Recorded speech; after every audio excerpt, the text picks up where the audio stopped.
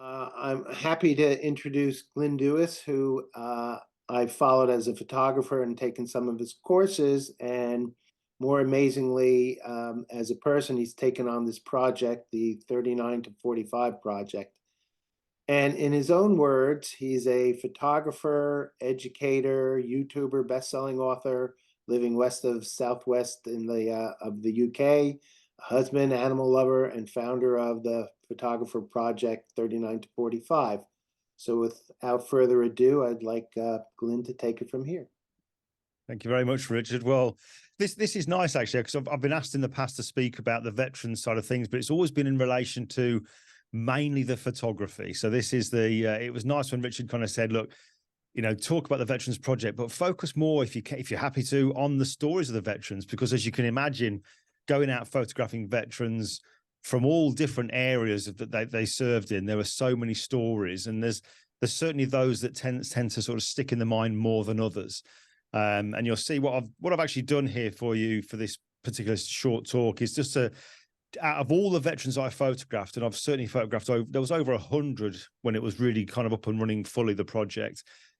There's a few that really stood out. There were a few that I became incredibly close to, which was very unexpected. There was a few things about this project which I kind of maybe should have expected but didn't, or should have anticipated but didn't, rather. And there's some stories which really were quite surprising, because I don't think I speak for myself here, but sometimes when we think about the war and we think about putting it into its basic terms, we think of the good side and the bad side. But when you speak to the veterans, it definitely wasn't like that. Do you know what I mean? There was in fact, I could probably, genuinely say all the veterans that I spoke to had a sympathy and an empathy for the opposition, if you like. I'll call them the opposition. I won't call them the enemy, because so many of them just said, they were just like you, they're just like you and me. They didn't, there were those, obviously, there were extremists, but the majority just didn't want to be there. They didn't want to be doing it, but they had to do it. It's just the way it was, and we just had to go out there and do what we did. And it was really quite comforting to hear that. But it was also really overwhelming a couple of times when I was speaking to some of the veterans about some of the stories they said, where there was real compassion shown, which I didn't expect. I really didn't expect it. So I want to share a couple of those with you while we go through this. But what I'll do is I'll share my screen, seeing as I'm a co-host. I'm going to share my screen for you. And let me just show you this first of all. So you should now hopefully see, if I get Richard to give me a thumbs up, you should hopefully see a screen with a logo on it. Yes, that's what I'm expecting. Cool. Okay, let's just press play on there. You should now see the logo. So this here is the logo for the project, which I actually started for this. And it's called 39 to 45, obviously for the years of the war. But there were a few people when it first started seemed to think, did you photograph 3,945 veterans? No, I didn't. It was all to do with the war project. But before we came on air to record this, Richard was saying to me, how did you actually start? How did you get into doing the project? It all started from me seeing a film, which was a remake of a comedy series that we had in the UK in the 1970s. It's called Dad's Army. And Dad's Army was the name, you may know this already, but it was the name given to the group of people, men, young men, and men kind of who maybe weren't quite so young, who were too old, too young, or not fit enough to go and fight on the front line.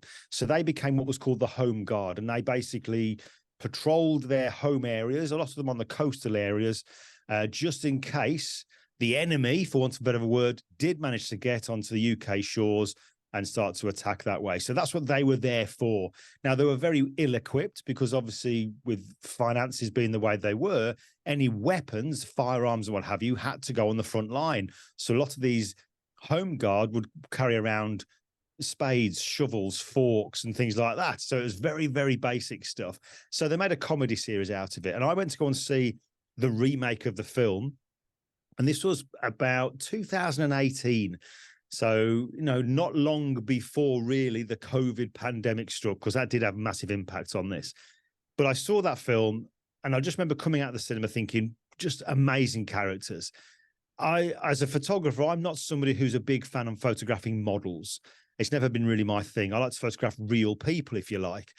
but characters. I love characters. And I just said to a friend of mine called Barry, God, imagine, I'd love to be able to photograph people like in that film.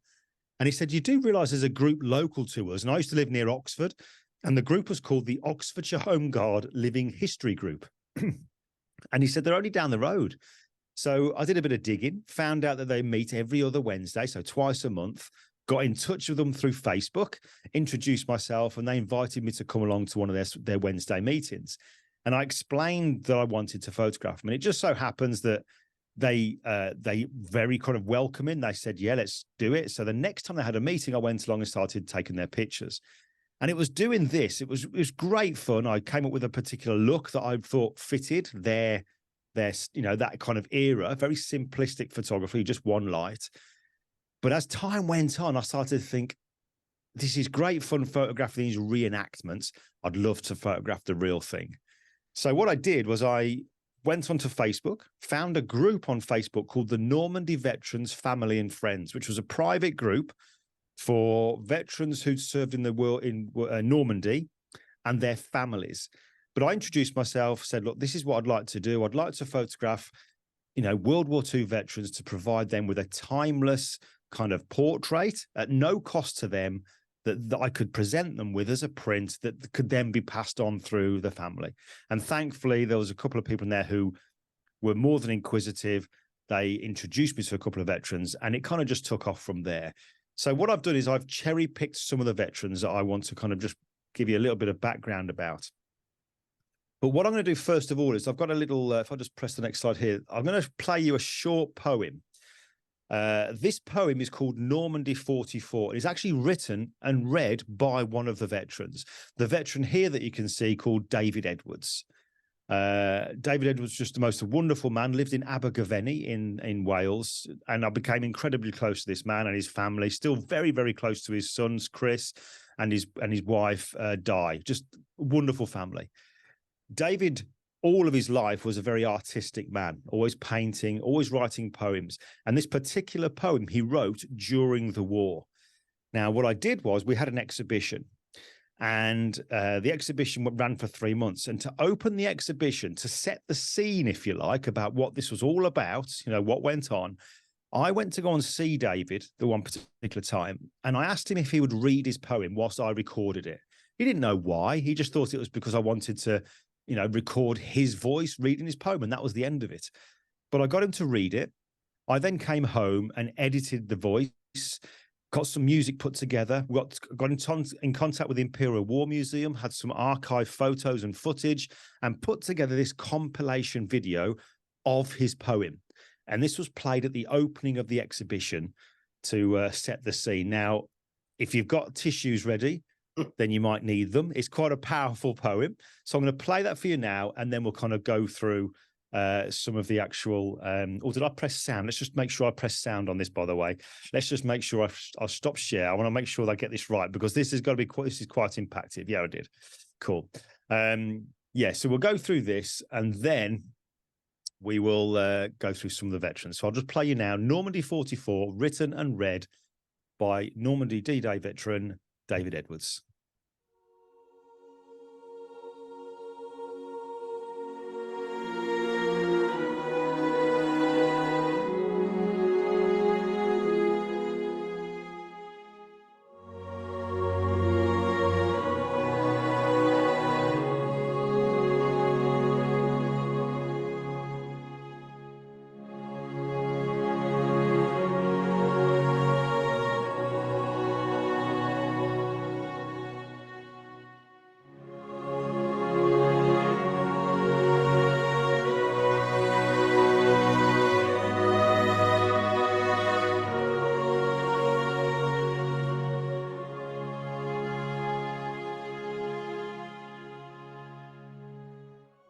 Khaki-clad, we lie in wait, close by the embattled Norman shore, each man conscious of his fate to weave a tapestry of war in Normandy.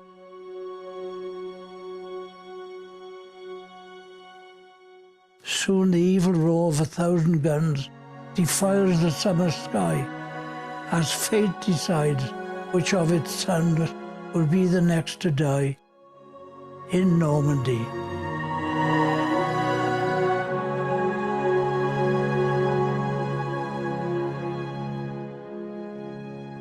Brave citizens of France with loyal hearts face the hell of conflict loosened from its chain. Our steadfast families play their lonely part, suffer death or misery or pain in Normandy.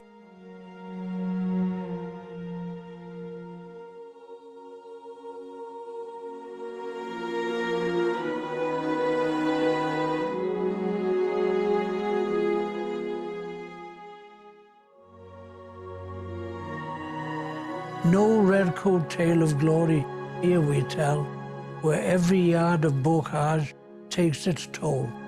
The thrill of action soon loses all its spell, and war seals horror in our soul in Normandy.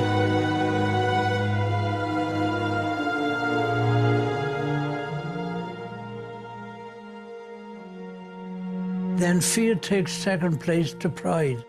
The tired and mighty armies pause before we all move up for the next assault in the noble fight for peace and freedom scored in Normandy.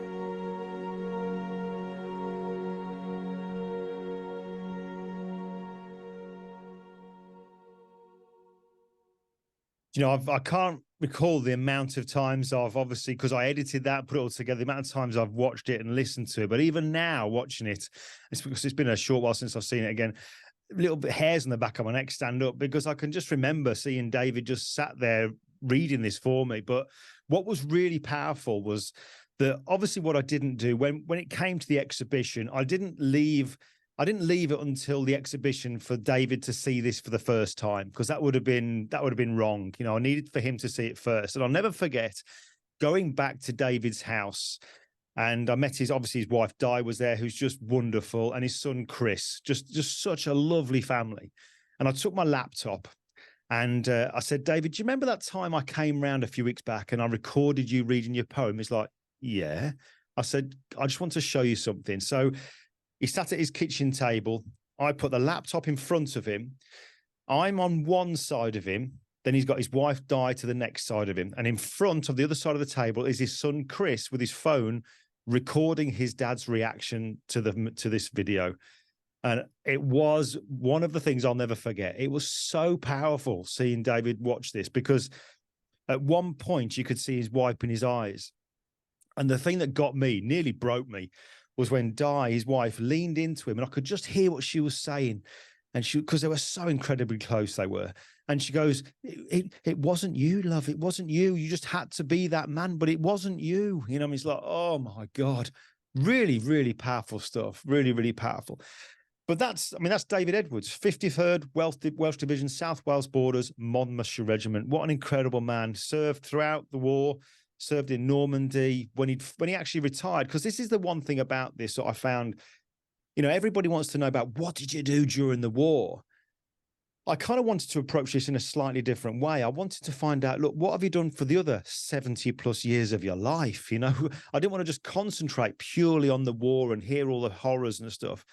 And it was just, I mean, David, you know, as so many servicemen do, he became a police officer, and he served, you know, full service, 30 years in the police service as well. He was just a real giving man. He was just such a gentle man.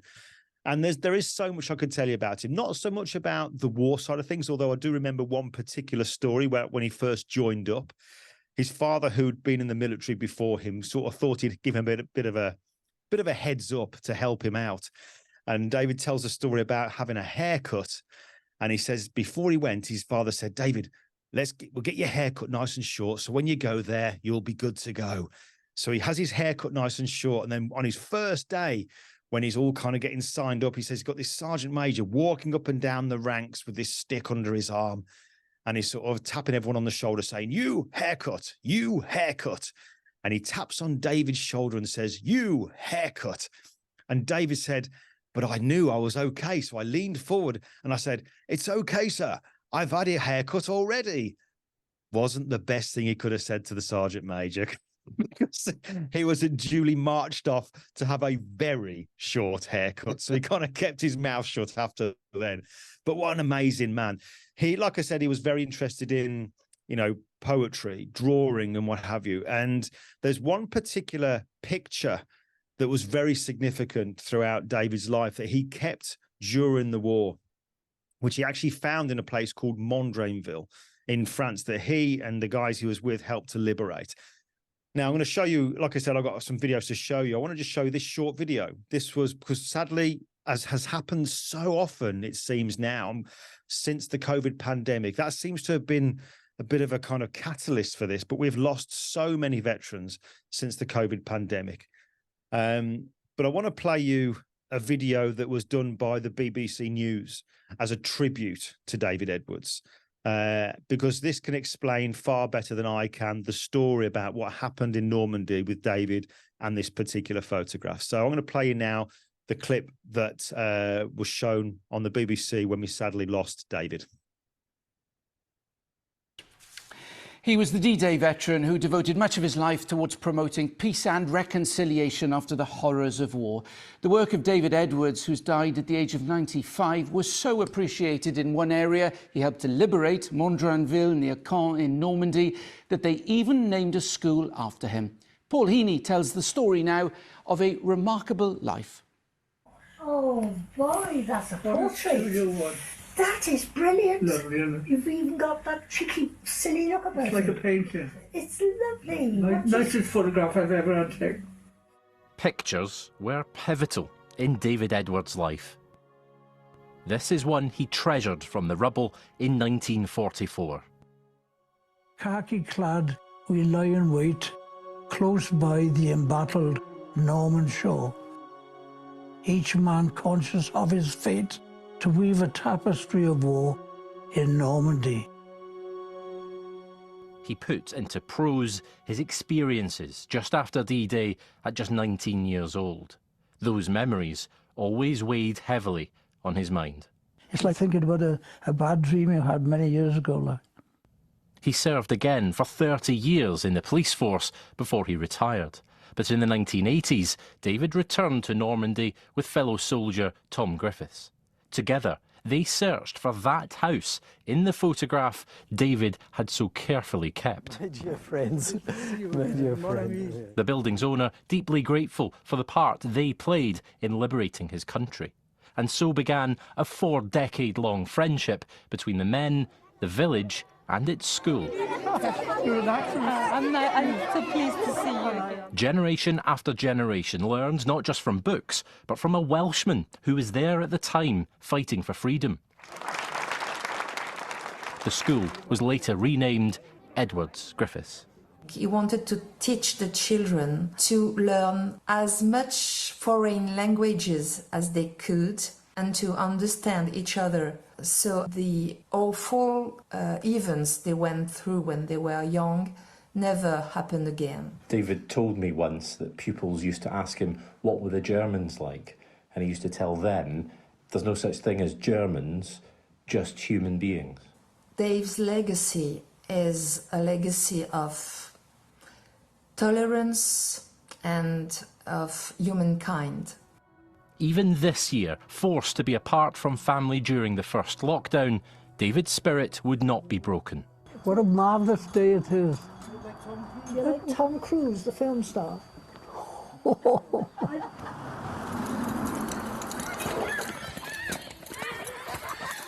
I do hope that every single smile on our pupils' faces lightened the weight of the sacrifice they had made.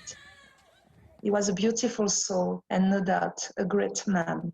For over 70 years, he had unwavering support from his wife Diane right to the end. A humble husband, father and grandfather. To every generation, his words were similar. They must stop hating, they must not forget, and the future is in their hands. Just an amazing man. I mean, I look at that now and it brings it all back to me. Do you know what I mean? You can't help because like I said to you at the start, there were things that happened when I did this project that I didn't expect. And I didn't expect to become so close to some of these veterans. I mean, just seeing David there, and you saw his son Chris as he's going around, and see him during the COVID times. His spirit and his kind of personality throughout his life was just incredible. Such a kind, good man. And it bewildered me that when you think about what these people have been through, and I'm sure, you know, with what you folks do, you know, you've encountered countless stories of what horrific things that some of the people had to experience. But in their life afterwards, they've just managed to keep it together and create just great lives and have lovely families around, and think, how on earth did you do that? How did you manage to kind of keep it together to do that? It just shows the, you know, they say, don't they, that the greatest generation. These people were the greatest generation. I think that just is testament to it, the way that they were the following years. Not everybody, obviously, because there was some that really weren't coping so well with it. And I've got one of those gentlemen that I want to introduce you to in a moment. But before we do, I've got this gentleman that I want to talk to you about, because this is the man, I would say, if there was any veteran at all out of all the ones that I photographed, I became close to David, but this man became like a grandfather. We became incredibly close, absolutely incredibly close.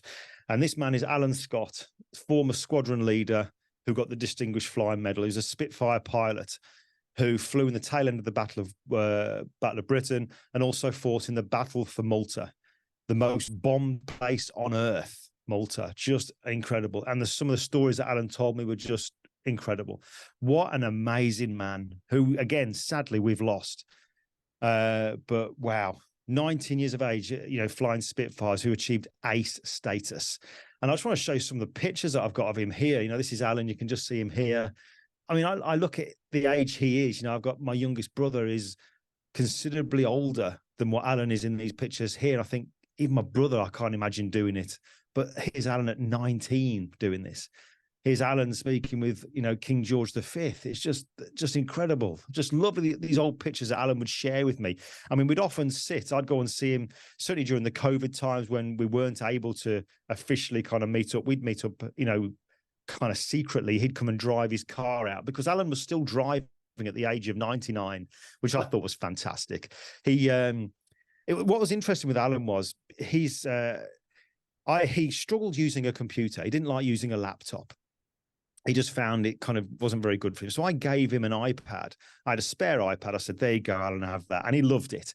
For him, it was much more tactile, because he says, Glyn, my fingers, I'm getting all like sausage fingers. He says, I'm getting old. And this is what I just loved. He's 99 years of age at the time, and he's telling me, I'm getting old. Do you know what I mean? I thought that was just wonderful. But he loved the iPad, because on there you had the thing called FaceTime. And Alan would regularly, every Wednesday, every Sunday, he would FaceTime with his girlfriend, who was 89 at the time, Caroline, who lived in Massachusetts. Do you know what I mean? I just thought that was just fantastic. So he would actually see her. And the great thing about it was, when he was using the iPad, whereas before they'd normally be on a phone call, he loved the iPad because he could actually physically see her. And he says it was just, it's like she was there. And that was really comforting to him. So, yeah, I mean, we'd go and meet out, and Alan would, you know, you could tell he was the age he was. You know, his legs the strength wasn't there so much in his legs. But because when he got out of his car, by the way, he was driving. When he was 97, he had to retake his driving test. And he passed it, no problems. So he treated himself to a Mercedes SLK soft top. I mean, just a lovely, lovely car.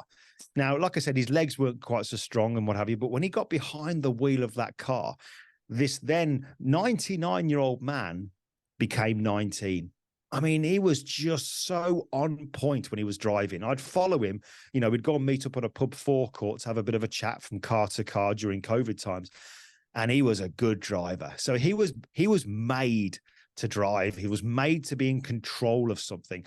And what I want to do is to encourage you to, you know, I'm going to give you the address of it afterwards. My website, go to my website and check out the actual page I've got dedicated to these folks. And you'll see a video there when I sat and spoke to Alan, and he explains about flying the Spitfire. And he said it became almost like a piece of clothing. It fit you snugly. If you looked to the left, it would turn to the left. If you looked to the right, it would turn to the right. He said it became part of you. And it's just wonderful when you hear a man who's so incredibly talented when it comes to controlling these, these aircraft. When you hear him talking about it, it's just amazing. But this picture you can see here, this is following the war. This is when Alan was still, flying aircraft, but he became a bit of a test pilot. And not only a test pilot, but he would also perform acrobatics at air shows. And one of the things he did was he was flying the Tiger Moth. And the Tiger Moth is actually the plane that he learned to fly in. But on this one particular show in Scotland, this air show, he's flying this Tiger Moth, which had wooden controls. And he's doing all these kind of maneuvers. But then he goes into a dive to then pull out and whatever and give something really appealing for the crowd to see. But as he's coming down towards the earth, all of a sudden he goes to pull back on the wooden controls and they'd seized. He just could not get them to pull back. His aircraft plummeted head first into the ground. Now, the actual seat belt that he was all strapped in with, they've snapped and it sent him flying forward, and his face has hit all the kind of frontal part of the aircraft to the point where he was very, very seriously injured, to the point he had to have facial reconstruction. And if you can think back to the 50s, late 40s, early 50s, that kind of medical care would have been pioneering stuff. But, he got through it. This is Alan. He wrote a book, which I've got in the back here, called Born to Survive, because my Lord, some of the things this man experienced in his life, he really was born to survive. But on his 97th birthday, he flew the Spitfire again from Biggin Hill. And I remember one of the things, when I first met Alan, and we, like I say, we became very, very close. He would always talk about his 100th birthday, which was due to happen in the July of 2020. And it had all been planned, all arranged. He was going to be at Biggin Hill. He was going to be flying the Spitfire on his 100th birthday. The BBC were going to be there. It was a huge event. But sadly, Alan didn't make it to his 100th birthday. But when we went to his funeral, and I don't know, how it was for you folks, but when it was COVID times, we were limited to a certain number of people that could attend a funeral. And there was only 30 allowed at funerals in our country at the time.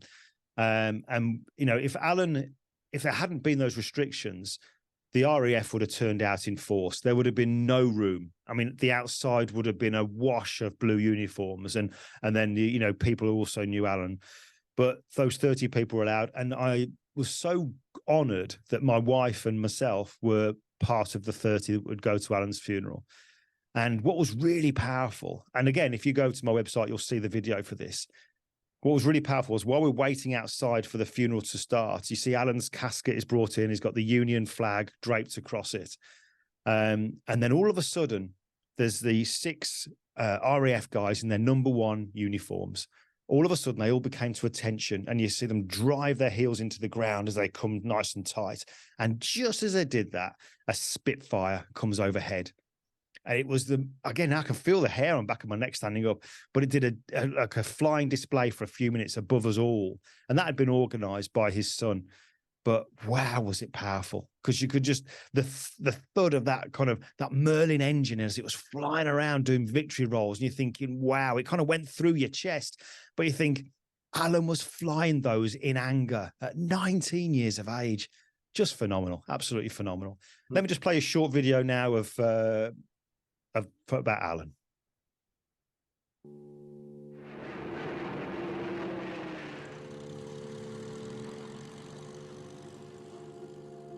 When you're in a squadron and you're going into combat, you're all of one. You're all a big family because you're all in that danger. Being so maneuverable, we could outturn a Messerschmitt. It's got me out of trouble so often. I'll be flying it when they're in the air. It's a wonderful aircraft. It always has been. I always fly it instinctively. I don't have to think about flying it. It flies me, you know.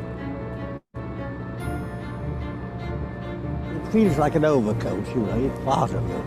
And that's the best of the Spitfire.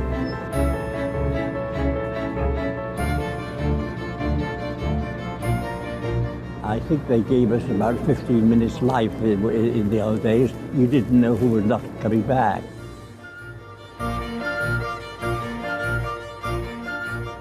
It was a good flight, and we were allowed to do a picture roll, and that suited me down to the ground.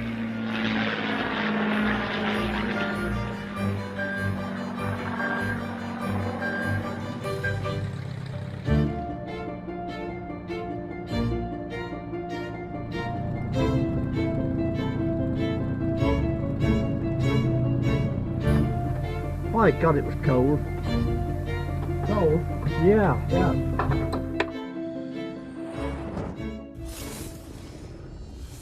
He was amazing, amazing man. I mean, like I said, I used to see him every week, and we'd go to this local cafe called Huffkins. And I would pick him up in the car, we'd drive there, and it was always busy. This little place called Whitney, literally around the corner from where he lived, and the high street was always busy. But whenever Alan was in the car, I don't know what was going on, there was always a parking space right out the front of Huffkins. It was just incredible. And I'd take him in there, and he'd have this little cake that he always had, you know, this kind of lardy cake, they call it. He'd have that. And every time on the way out, people would be looking, and he'd go tap on their table and go, "I'm 99, you know." And out we'd go and walk off in the car. But whenever I went there on my own or with my wife, there was never a parking space. I don't know what was going on there, but it was just, I guess it was a kind of aura that Alan had about him. Yeah, wonderful man. Really, really just a huge loss, huge loss.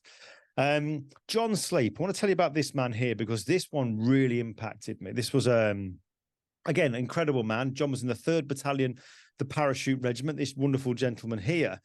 And I remember John because when I went to go and see him, part of the process that I would go through when I was taking the portraits of veterans was, because obviously they didn't know me when I first turned up, you know, the time they're meeting me for the first time is when I'm taking their picture.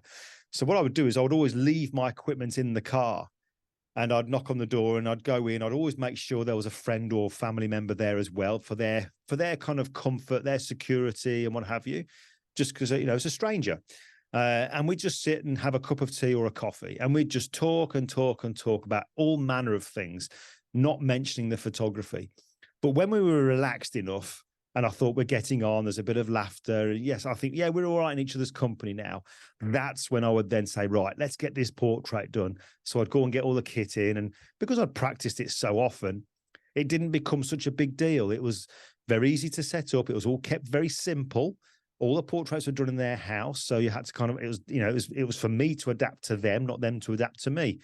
But because that time was spent talking to them first of all, that helped them to get to feel relaxed with me. But it also had another benefit, and the benefit of it was for me to just get a feel for them, because I'd get to kind of hear things that they were telling me, particularly if they started to talk about events that happened during the war, that might make me think about my approach to photographing them might need to change. And John was a perfect example of this, because I'm going to play a video in a short moment about an experience that John had and how he had suffered with post-traumatic stress his entire life since the war. I mean, we're talking his entire life. And when I was speaking to him, you'll see in the video clip that he always seemed very, very close to tears. Even when you're just talking about general day-to-day things, he just seemed he was right on the edge of crying. And because of that, it made me think, like, I can't use a flash, which I ordinarily would do, because, you know, it's okay for me coming from my happy home, coming to John's place, getting his picture and then leaving. But for all I know, a flash going off could have an adverse effect. It could traumatize him, so that when I leave him and he's on his own in his house, this flash could make him think of all kinds of things. And I've just left him in a real state of distress. So I changed it and I used a video light. So the video light is just turn it on and it stays on. So there's no flash. I turned the camera into silent shutter and used a cable release. So he wasn't aware of any clicks, anything going on. We just talked, and I just very covertly took some photographs of him and then showed him afterwards. But he was unaware of it, and it seemed to work really well for John. But let me just play this story of John now, because this was really powerful stuff. And there's an also equally powerful video again on the website where you can hear John talking about an incident in a house where he found two two people who'd been killed, and they were a man and wife, just happened to have been killed in crossfire. They were just victims of crossfire. And when he stood in this house looking at them, feeling really sad and low, all of a sudden he hears the click of a gun behind him. And he's like, whoa. And all of a sudden this German soldier has turned, has kind of walked up and stood alongside him. John's looked at him. The German soldier looked at John. The German soldier then just walked off. And John says, that was my cue to walk off. And off he went. It's like, whoa. When he was telling you this story, it was like, wow, just incredible. But let me just play you this now. This gives you an idea of kind of what John experienced when he was severely injured during the time that he served over in the Netherlands. You briefly mentioned to me when I was here, taking your portrait,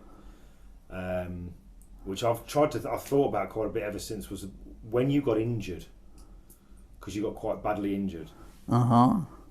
Are you happy to explain the circumstances with what happened there? Oh yeah, it was the advance for Ben Ray, and a very, very flat countryside, you know. And the Germans had flooded the countryside before that, then drained it off, so it was just mud. Yeah. And I was up on the bank of a dike, and I saw what I thought was a group of trees. I went towards it, and it was a German tank camouflaged with branches. I give him a burst with a Bren. I think they annoyed him. So he put a shell under me, which went luckily into the bank of the dike. So that was the end of my war, yeah. So do you remember much about what happened after that? After that, yeah, I went to the first aid place, and of course it was so crowded they put me in with the Germans. And during the night the MO come in and said, you're keeping everybody awake with your swearing and ordering people about, you know, because I was in charge of 8 men. And he said, we're sending you to Brussels tomorrow morning, or train. So I arrived in Brussels, and the same thing happened there. During the next morning, they said, we're shipping you out to England. You kept everybody awake. And then I arrived in Wales, Whitchurch, near Wales, there, a big hospital. And the same thing happened there. I was put into the main ward, and during the night they'd moved me out into a small room. Of course, I said, what the hell am I doing here? I said, well, you've been ordering people about and swearing all night. Were you aware that you were doing that? You weren't? Oh no, it still happens now.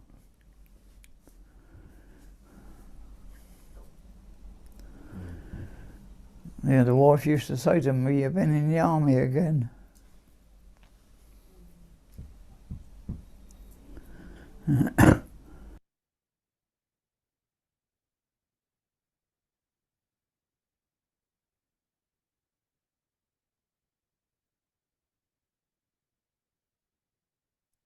Glyn, I'm not hearing anything. Sorry about that. I was saying that was that there was, you know, that John had suffered with that throughout his entire life, and to hear that was really quite hard. But again, just such a lovely, welcoming man. Do you know what I mean? He was so sweet, and you think what he'd been through to be able to be that way afterwards was just incredible, absolutely incredible.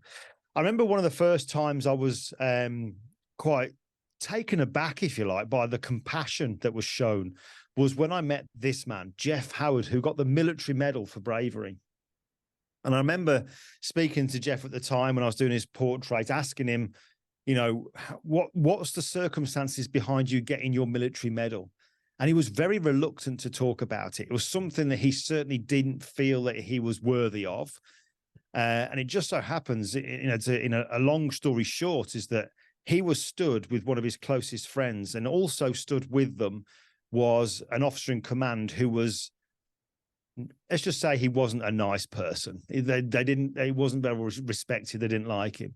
But when they're going through this one particular area, a grenade is thrown at them, and Jeff sees the grenade landing, and Jeff just instinctively dived on top of the person who was nearest to him to protect them. Now, obviously the grenade's gone off, and it just so happens that the person he'd landed on to protect was this officer in command, and Jeff's closest friend was killed. And Jeff's kind of, he saved one person, lost his closest friend. He kind of, I guess what he was saying but not saying was that he wished he'd dived onto his best friend to save him. Do you know what I mean? So he kind of lived with that regret, if you like. But one of the things that I remember Jeff telling me was a story about when they were in Normandy and they're walking through this one particular area. And he was aware that one of his other friends was also in another battalion who was working in the same kind of area as well. And they're kind of literally on opposite sides of the roads to each other. And Jeff, they all stop for a break, and Jeff gets tired and wrongly takes off his webbing. So he's obviously taken off his webbing. So he means he's no longer got his sidearm with him or anything like that, puts it down and starts to walk around, stretching himself out, thinking, oh, a bit of a break. And he goes out onto this like little dust track, the road where they were, whilst all his, the guys he's with, they're all having their, drink and grabbing a bite to eat whilst they can. But whilst Jeff is on this road, in the distance, he sees this lone German soldier completely on his own, just walking slowly in Jeff's direction on his own, head down, just walking. And Jeff said he said he was like, I saw this old soldier. And he says he probably wasn't old. He said he was probably about 40. But, to us, we were kids, he was an old man. And he's walking towards him, almost like he was suffering from shell shock. But all of a sudden he gets so close he gets, in a position where he's kind of close enough, if you like, to Jeff. And he stops and he looks up and sees Jeff. And he said he very calmly takes the rifle off his shoulder, cocks it to load it, aims it at Jeff and takes a shot and misses. So then he cocks it again to get another bullet in the chamber, to take another shot. And as he's aiming to Jeff, Jeff turns side on to him. The bloke takes another shot and he misses. And then he said it was kind of like this almost, puts the gun back on his shoulder and starts to turn to walk back and walk away again. Now, at this point, obviously, the guys he's with, the battalion, they hear the gunshot and Jeff's shouting, there's a German, there's a German. They all come running out and they see the guy slowly walking off and they kind of start to circle around him. And the guy's continually, slowly walking away. And he says to his friend, we've got to stop him, because what Jeff didn't want to happen was to allow this German to then leave and then potentially at some point later on end up killing one of our guys, So he said he had to stop him. He couldn't let him get away. So he said he'd have to shoot him in the leg just to stop him from walking. Jeff didn't have his gun on him. So he says to the guy next to him, tell him to stop, get him to stop and shoot him. But the guy he spoke to had a really bad stammer. So he's going, oh, give us your gun. And he shoots him in the leg and the bloke falls down. They then run over to him and start searching him. And as he's searching him, he goes, Jeff, he's got this guy's top pocket here. And Jeff stops and opens the top pocket. And the German soldier grabs it to stop him from doing it. But he moves his hands away and he opens it up and pulls out a photograph. And the photograph is a woman and a child. And Jeff, who spoke German, said to him, is this your wife and child? And the German says, yes, it is. And he says, well, they're beautiful. Puts it back in his pocket. He then calls over the first aider, who then kind of bandage him up. They put him on a stretcher and take him to the medical tent. They then make a cup of tea. And Jeff, this German soldier, and a few others have sat there all drinking a cup of tea together. And before Jeff had to then leave, he said, I've tapped him on the shoulder and said, we've got to go now, but you won't be following us. You'll be safe. And off they went. And it was like, wow, just blew me away. Absolutely blew me away. The thought that kind of compassion, that kind of environment in the heat of the moment, that still happened. It just is incredible, absolutely incredible. I want to kind of rattle through. I'm aware of time, but I want to rattle through to get you to see some of these people, because this is going to hopefully tempt you to go to my website to have a look at them in more detail. But this guy here, Frank Pendergast, the 7th Battalion Parachute Regiment. Within the Paras, this group of men were known as being tough. And the Paras are tough, but the 7th, there was something special about the 7th. They were pretty tough guys. But I remember talking to Frank and sort of asking him, of all the things you could have done, Frank, why did you join the Paras? And I'll never forget his answer. He says, I loved fighting. And I was like, okay. He said, Glyn, he says, when I was a young man, he says, and we lived in London, he said, I didn't like football. He said, but we always used to go to the football matches, the Millwall football matches. He said, me and a group of lads, he said, would always find a way into the ground without paying. So climbing under the fence or something like that. He said, we'd always go into the ground and stand amongst the crowd. And he said, we'd look at what team were they supporting. So we would support the opposite team. So if we scored or they scored, we'd react accordingly. And next thing you know, they're going, what are you doing? That's not your team. And next thing you know, big punch up. He said, it was great fun. He says, my hands were black and blue when I was a kid. He said, they never recovered because every week we'd be doing the same thing. Okay. just incredible. That's why he joined the Paras. He loved fighting. Amazing. I was invited to a lunch. We have the taxi charity for military veterans over here. Wonderful. You know, the black cabs that go in London. There's a group of the taxi drivers there who volunteer their own time, money, petrol, the lot, to take veterans to a lot of the commemorative events across Europe in their taxis. And they invited me to one of their lunches in London, and I went to it, and it was at the RAF. They got a beautiful, beautiful building there. Went to their place for a meal. I'm sat next to this woman here who I'd never met before, Mildred. She was so very quiet and unassuming, beautiful lady, lovely skin, her hair, but she was very, very, very quiet. And I'd been allowed to take some pictures, you know, in a side room of some veterans. And I just happened to say to Mildred, obviously you were, you know, I can tell because you got the medals, you were involved in the war in some way, but what did you do? And she goes, I was an SOE, as if it was nothing. Special Operations Executive, basically a spy for us. So at 19 and 20 years of age, she could, you know, speak fluent French. She'd be going off into France and infiltrating, you know, the kind of enemy lines, if you like, and she'd be involved in sabotage at 19, 20 years of age. I mean, incredibly dangerous work, incredibly dangerous. I mean, if they were ever captured, members of the SOE, it was certain death. But you think there's this beautiful, sweet old lady that if I didn't know or saw her in the street, you would have no idea what this person had done in their younger life. Just incredible, absolutely incredible. Albert Allen, Albie, as he was known, what a character.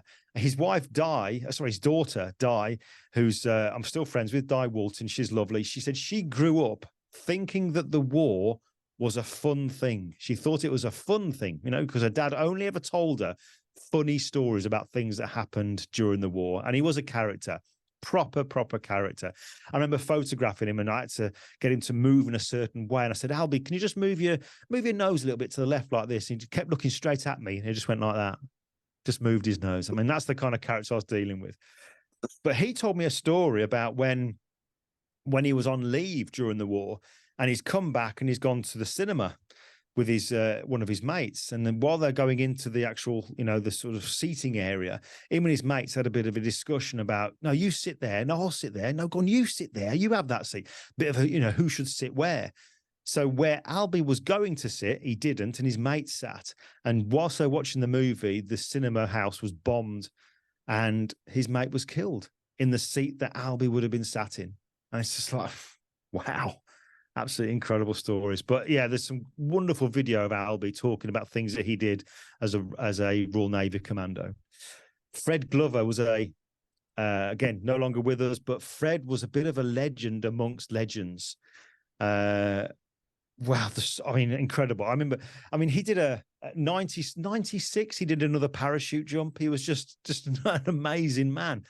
But he, during the war, at one point, he parachutes in, and he ends up having a hand-to-hand kind of battle with a particular, German, because Fred had been injured during a parachute jump, and he gets found. Bit of a battle going on, but the one guy that he was fighting with ended up getting shot. It didn't kill him, but he got shot.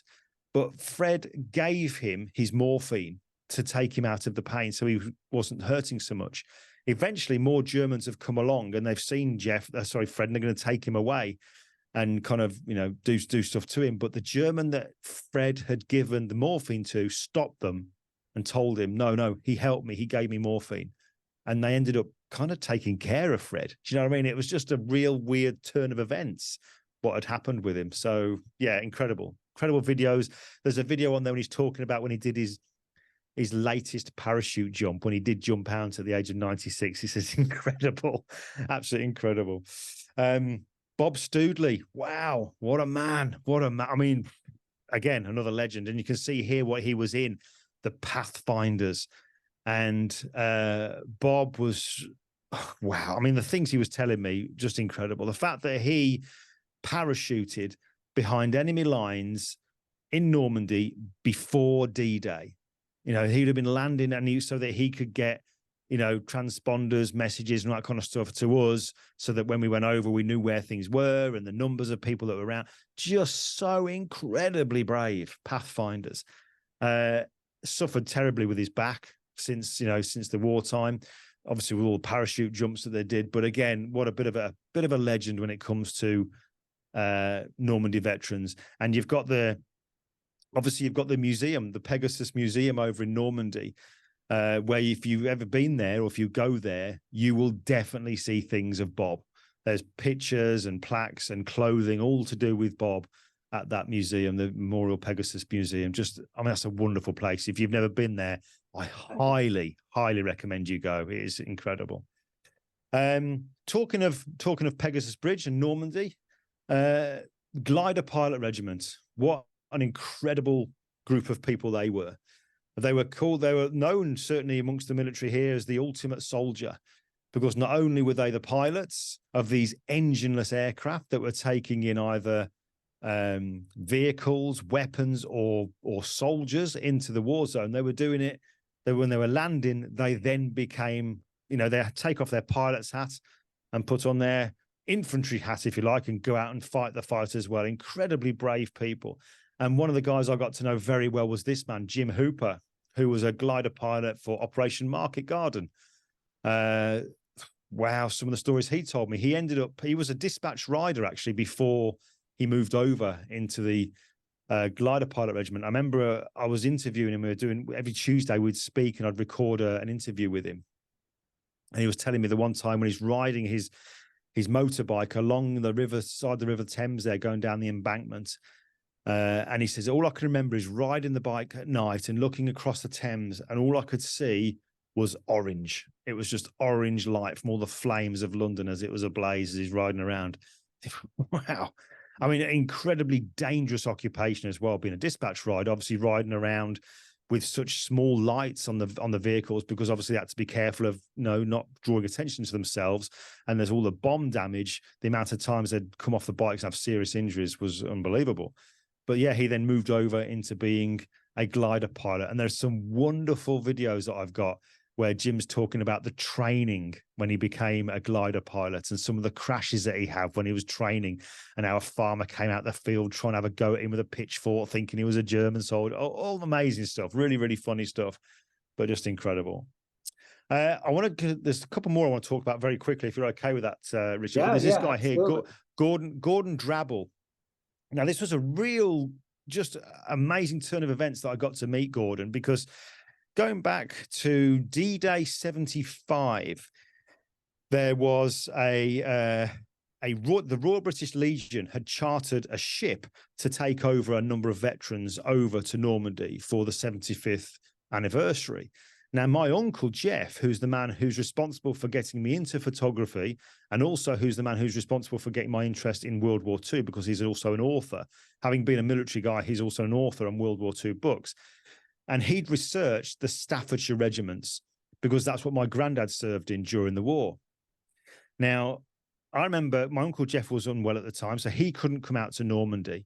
But when I'm out there, I get a message from my Uncle Jeff, who's watching the TV on the news, watching this Royal British Legion ship taking the veterans out to Normandy.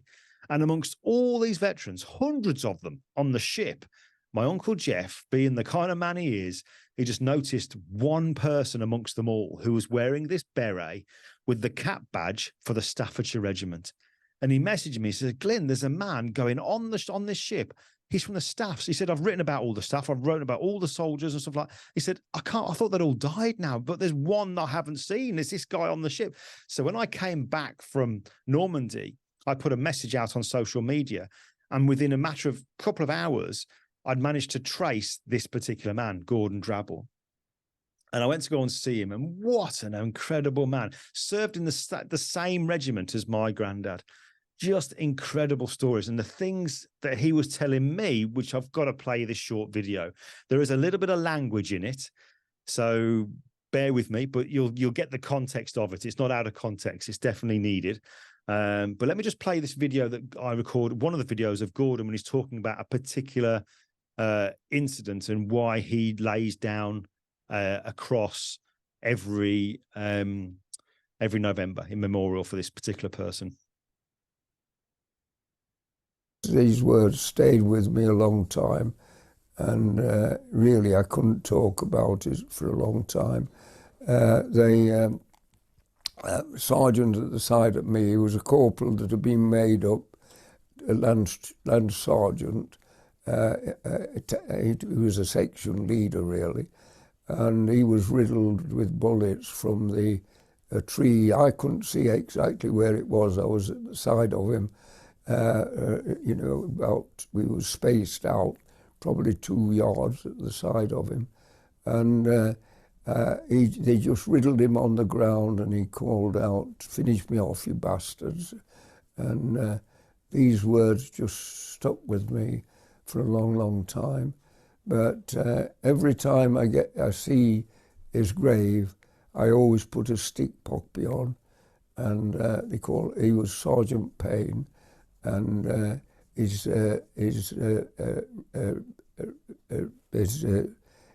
buried in the Fontenay cemetery, which we called on this year as a matter of fact. And I was able to look. I know exactly where he is, and he and another private in there, a young man called Harding. He was with our party. He was killed there, and I was able to put stick crosses on both their graves. And then the organiser, the young organiser, the Secretary Victoria, suggested we had a wreath laying ceremony there, and which we did before we left.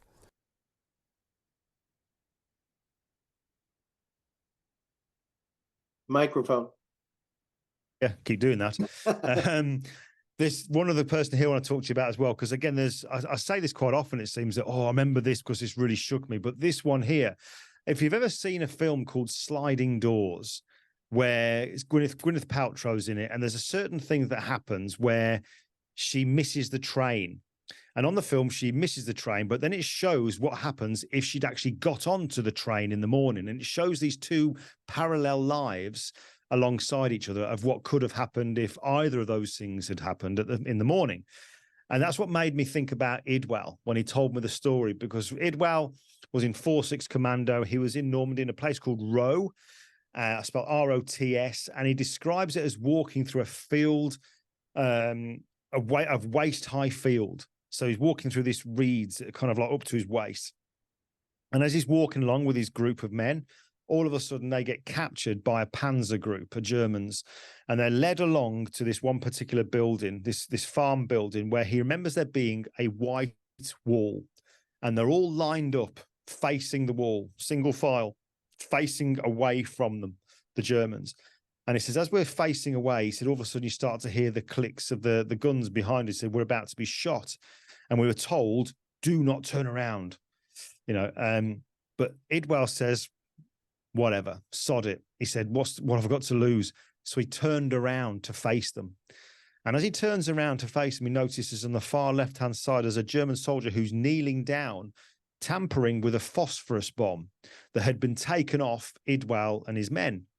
And Idwal said he just screamed at the man, leave it alone, you'll kill yourself. And as he did that, he said, everything just stopped. Everyone's kind of like looking around thinking, what is going on? What's going on here? And he says, after that, he said, they just took us and led us away, and we were held captive for the remainder of the war. He said, they didn't shoot us. He said, it made me think, if I hadn't turned around and shouted at him, what would have happened? It's like, wow. And do you know what I mean? Like this sliding doors moment. What would have happened? Incredible. Absolutely incredible. I think the last one I want to talk to you about is this man, very briefly, Rusty Warman, because I think it's only right that I mention Rusty, who sadly passed away 2 days ago. An incredible man, Lancaster bomber pilot, who, when I was sat with him, some of the stories he was telling me, there's 3 videos that I've got on the website where Rusty's talking. I mean, Rusty reached his 100th birthday. You would have never believed this man was 100. I don't know what the secret was, but he just did not look 100. He really didn't. He had everything about him. He had all his faculties there. He was fit, mobile. His mind was 100% there. Just incredible. But I remember he's telling this one story about when he's flying the Lancaster at night, and whilst he's flying it, the one below him, not realizing, came up. Because obviously they're unaware, they're flying in secret operations, and they get very, very close. And this one underneath them has come up and they've made contact, and it's caused horrendous damage to the Lancaster that Rusty was flying. The video explains how he managed to get it back safely, but wow, your heart's in your mouth as he's telling you the story, thinking, how on earth did you even fly that thing in the end? Just incredible. So like I said, sadly, we lost Rusty just 2 days ago. So yeah. I want to just finish this part off. Then, if there's going to be certainly, if anybody's got any questions, I can always answer them by email or anything like that later on as well. But I want to play you now the footage that was collected from the exhibition, because I was very fortunate with this that the BBC turned up.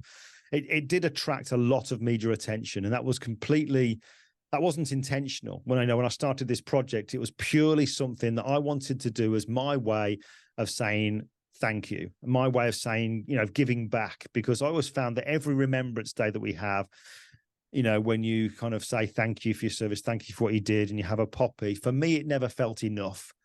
And I thought, well, what can I do as a photographer? What's the one thing I can do? Is, well, I guess in a way, as corny as it may sound, is kind of keep the memories of these people alive by photographs. Photographs, we've all got them, haven't we? We've all got photographs, and our photographs are some of our most prized possessions. So what I wanted to do was, just at my expense, was to kind of travel around the country, photographing these veterans, to provide them with these portraits that then would go on and stay in the families for generations to come. But it just grew. It grew and grew and grew. And eventually I had an exhibition, which hadn't been thought of at the start, but I did an exhibition. And this was their day. This was the day for the veterans. And it was incredible to see all these veterans together, talking, telling stories, smiling, and family members there and the press. And it was just the wonderful, wonderful day. And I'm really proud to say now that 6 of the portraits that I did are now in permanent place at the Soldiers of Oxfordshire Museum in Woodstock in Oxfordshire, in their Heroes Gallery, which I just think is wonderful, absolutely wonderful. So now when people go in, straight away they'll see some of these, these wonderful people. But let me now play this video. It's like a collection of the footage. The story behind it for the BBC was that they were making a story of the fact that there were 2 particular men who were meeting who hadn't seen each other for a long time. Jim Hooper, who you've seen already, one of the glider pilots, and another glider pilot called Denzel Cooper. They met at the exhibition, and the rest is history. But let me play that for you now.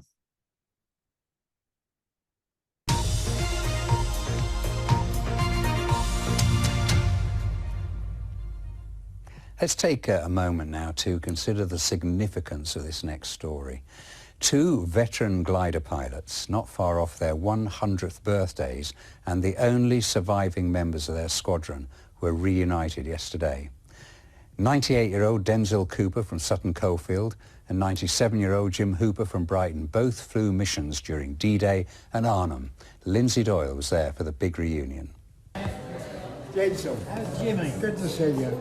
And you? Yeah, I'm fine, thank you. You're looking very well. Oh. The much-anticipated meeting. Hooper and Cooper reunited. The glider pilots from B Squadron. Now 98, Denzel Cooper from Sutton Coldfield hasn't seen his friend and comrade, 97-year-old Jim Hooper, for more than 5 years. We're the only 2 left from the squadron. That's over 300 men. So there's 298 gone for a birth.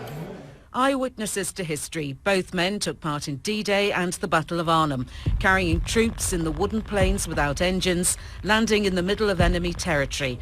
The glider regiment was the smallest in the British Army. We have been trained to do a job, and that is precisely what we do. And I don't know about Denzel. I did it with a degree of apprehension, but certainly not fear. What about you? Were you afraid? Never entered my head.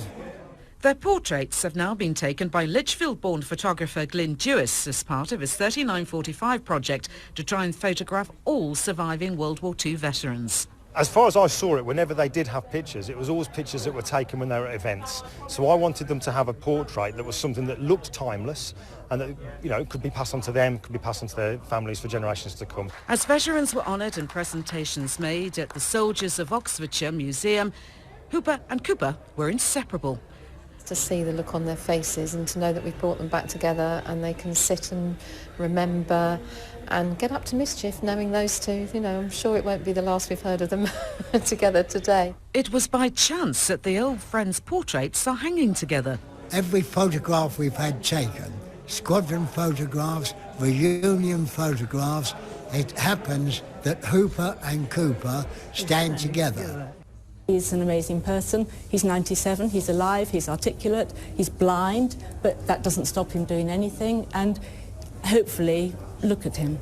Strong, courage, brave, compassion, it's all there. I'm just amazed that he's reached the age that he has, tender age of 98. The experiences he's had in the war have been indelibly imprinted on his mind and has meant a great deal to him to this day. The purpose of the exhibition is to honour and remember our surviving veterans. The war veterans have been photographed as part of a project. The images are being displayed at a military museum in Oxfordshire. The moment I get to know about another veteran, I literally will plan and go and do that photograph straight away because, thankfully, touch wood, I've not had it where I've been given a name and they've passed in the interim where I've not been to photograph them. But you're right, every single day on some of the groups that I belong to on social media, you see a post every day, another man down, RIP, another man down, RIP, which is why there is an absolute urgency to get out there and do this. It really is. The biggest thing that's happened today is the joining up of two old friends, haven't seen each other for 5 years, and so pleased to see each other, aren't we? We certainly are. The idea is to educate younger generations about the Second World War. The exhibition runs until early next year. There you go. That's the project. That is the logo that my friend did for it. And that's my website, glyndewis.com, where you'll be able to find, if you go to on the homepage, if you scroll down, you'll see that logo. But also if you go to the top right-hand corner where you've got the portfolios, when you click on portfolios, you'll see the 39 to 45 portraits project. Click on that and then you can see the portraits. You can see some of the press releases. And also the videos are listed in there as well. The reason it's no longer on its own dedicated website is because the original host of that website, their security wasn't so good and it started to get a little bit of spam and some inappropriate content was being posted. So I didn't think it was appropriate to keep that running. So I've kept it on my own site now, which is a lot more secure. So let me just close down this screen share so you can come back to me. Let's have a quick look so I can find how we get out of there, and we'll come to stop sharing. So I'm back with you and the microphone is on, which is always useful. Very good. What a great project. It's really inspiring. As I said, I want to try and do something similar here. I mean, it was so nice to see some of these human, heartwarming stories. You know, all too often you just hear of the past and it doesn't seem real because, you know, it's history, but this brings it alive, keeps them alive. And I think it's phenomenal what you're doing. So thank you. Yeah, it kind of got to the stage, which I didn't really explain it, but it was in full force up to the up to COVID. You know, when March of 2020, when certainly here the restrictions kicked in, I couldn't go out and meet them because, you know, we couldn't meet up with all, you know, people who were young, fit and healthy, let alone people who were in their late 90s, early hundreds. So the Veterans Project had to kind of slow down. And if I'm perfectly honest, if I get a veteran's photograph now, I certainly will do it. But I've not got the, it's not as in full force as it used to be. And the reason for that certainly was kind of brought upon when we lost Alan Scott, because I was very, very close to Alan, and I'd so much so, and I'd never cried when my father passed away, but when Alan passed away, I shed buckets. I just really, really upsetting. And then we lose Jim Hooper, we lose Bob Stoodley, we lose David Edwards, and it was kind of like it became too much. Do you know what I mean? And I guess, and I hope this doesn't come across as in any way selfish, but I had to think of a little bit of self-preservation. Do you know what I mean? Because I was kind of getting, it was upsetting on too regular a basis. So I thought, look, I think with Alan going, that became like the line in the sand. I'd done a lot, a lot of thousands of miles had been covered, photographed a lot of people.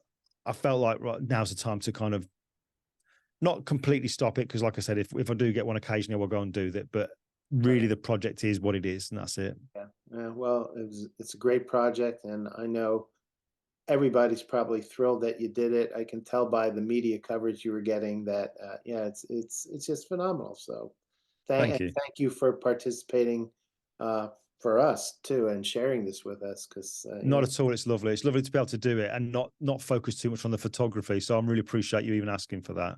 Good, and I'm glad you put the website on. I'll send that out as a link too to everybody to make sure that they can visit it, because some of the videos and stuff that you're talking about would be more fun to see too. Oh yeah, there's lots of history there, but there's a lot of laughs in there as well. There's a good mixture. Yeah. I'm sure the stories that they had, you can't even touch on half of them because it's great. So cool.